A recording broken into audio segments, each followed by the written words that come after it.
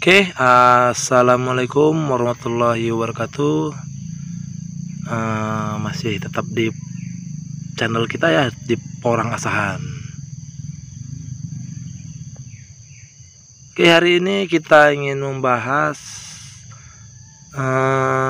plus minus lahan di naungan dengan lahan tanpa naungan. Nah, jadi di depan kita ini kawan, ini lahan kita yang ada naungan. Ini sudah 85% tumbuh.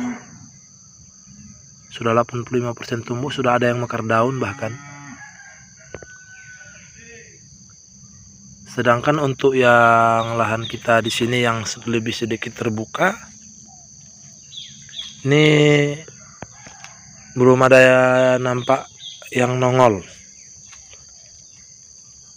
Ini dengan ukuran bibit yang sama dan panjang mata tunas semasa ditanam dan sama. Sedikit kita bergeser kemari ke satu bedengan yang sini. Ini sudah mulai tumbuh semua. Nah, ini karena ini ada di tengah, selepas tengah hari sudah nggak terkena panas karena tertahan paranet. Sedangkan yang ini dia terbuka ya, lebih terbuka sih. Nah, jadi plus minusnya lahan tanpa naungan dan ada naungan itu seperti ini ya. Untuk pacu tumbuh lebih duluan yang ada naungan. Ini tanaman kita dari katak isi 40, 50 sampai 100 ya. Sudah mulai tumbuh. Yang ada naungan, yang kurang naungan belum tumbuh, sama sekali belum tumbuh, bahkan belum ada nampak satupun yang nongol dari permukaan tanah. Cuma kemenangan lahan tanpa naungan ini, kalau hujannya cukup, ini pertumbuhannya jauh lebih maksimal, jauh lebih mendominasi. Karena di tunas susulan dia bisa 10 sampai 15 kali lipat dari tunas lama. Karena dia fotosintesisnya cukup, penyinarannya cukup, dengan catatan airnya juga cukup. Tapi kalau hujannya nggak ada, cuacanya ekstrem, itu malah bisa sebaliknya kawan. Nah, seperti itu. Dari kekeringan tanah juga bisa dilihat, ini yang di sini ini putih ya, sudah cukup kering permukaannya karena sudah 3 hari nggak hujan. Ini masuk hari keempat. Sedangkan yang di sini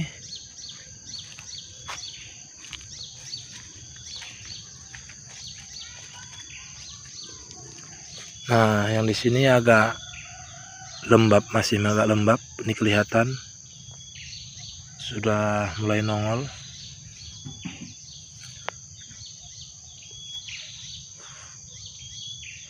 Sudah mulai nongol.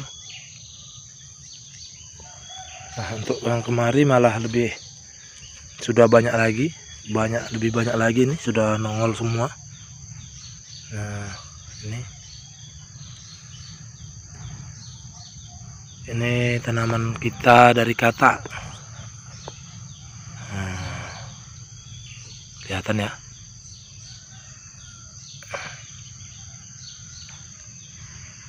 Untuk gulma ini kita sengaja belum kita siangi karena curah hujannya belum normal ini ya, belum normal. Jadi ini kita sengaja tidak siangi biar tidak begitu terik. Artinya masih ada penapis untuk penguapan tanah. Nah, seperti itu. Metode ini kita lakukan tahun ke tahun sahabat. Di awal penanaman kita tidak begitu melakukan pembersihan gulma, kecuali yang pakai paranet. Nah, dia sudah ada naungannya, tidak mudah kering tanahnya karena memang sudah ada naungan. Tapi kalau yang tanpa paranet, kita memang lebih cenderung nanti setelah rutin hujan baru kita bersihkan. Nah, seperti itu. Untuk yang di sini masih mendingan karena ada pohon pepaya yang agak mengiyupi, jadi sudah mulai tumbuh juga. Jadi jelas ya sahabat, plus minus lahan tanpa ada naungan dan ada naungan itu ada kemenangan yang kita naungan, apalagi yang pakai paranet ya, itu bisa tanam hampir sepanjang tahun untuk Sumatera Utara. Karena kalau kemarau pun tidak begitu panjang, paling ya katakanlah 1 minggu 2 minggu lepas itu udah hujan. Sedangkan yang untuk tanpa naungan itu 1 minggu 2 minggu sudah nggak kuat kalau untuk tanaman porang, bisa kering. Nanti kita lihat tanaman porang kita yang di musim kedua yang di lahan tanpa naungan itu kondisinya seperti apa. Untuk bibit umbi di musim kedua ya, artinya dari katak tumbuh di musim kedua itu yang semi naungan cukup bagus kawan. Ini lihat pertumbuhannya cukup bagus. Ini masuk cahaya sekitar 60%. Ini mantap pertumbuhannya, cukup maksimal ya. Tapi kalau yang tanpa naungan juga dengan curah hujan yang begitu minim agak menguning. Nanti kita bergeser ke sana ya. Ini tanaman kita dari katak yang ini di musim kedua ya, memasuki musim kedua. Ini di musim pertama bobot umbinya sekitar 3 on. Ini tumbuh di musim keduanya, ini bisa 4 kiloan kawan, 4 kiloan. Oke, kita lihat ya yang tanpa naungan bibit umbinya. Nah ini kawan, ini yang terlahan terbuka ya, dengan curah hujan yang begitu minim, panas ekstrim, pertumbuhannya seperti ini. Pertumbuhannya seperti ini. Ini tetap kita bantu air karena di sini ada kolam penampungan air, kita siram kalau pas ke sini. Nah seperti ini kondisinya. Kan kawan bisa lihat ini tidak begitu maksimal ya. Daunnya juga melinting ke atas. Nah ini lihat.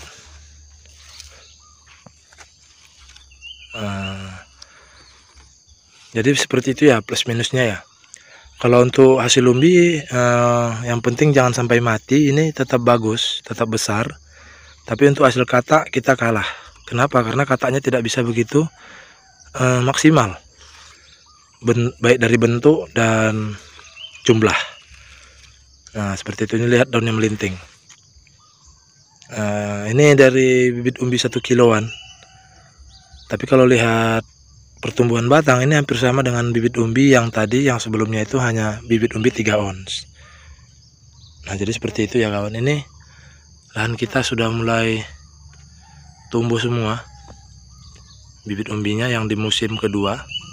Ini sudah mulai tumbuh semua kawan, sudah mulai nongol yang di musim kedua. Ini lahan tanpa naungan, lahan terbuka ya. Nah ini lihat, sudah mulai nongol. Ini gulmanya kita sengaja habis kita rondap, kita biarkan nanti setelah hujannya turun ini rumputnya mati sendiri ya. Nah ini jadi kompos, rumput-rumput, bekas rumput. Sampai ke sana itu sudah ada umbinya semua di bawah, tinggal nunggu tumbuh lagi di musim kedua. Sedangkan yang ini dulu kita panen, jadi ini kita mau tanam bibit umbi lagi. Seperti itu. Ini sudah mulai nongol. Ini juga masih ada kawan, masih ada bibitnya di dalam, masih ada umbinya. Ini sudah mulai nongol lagi. Ini sudah mulai nongol lagi.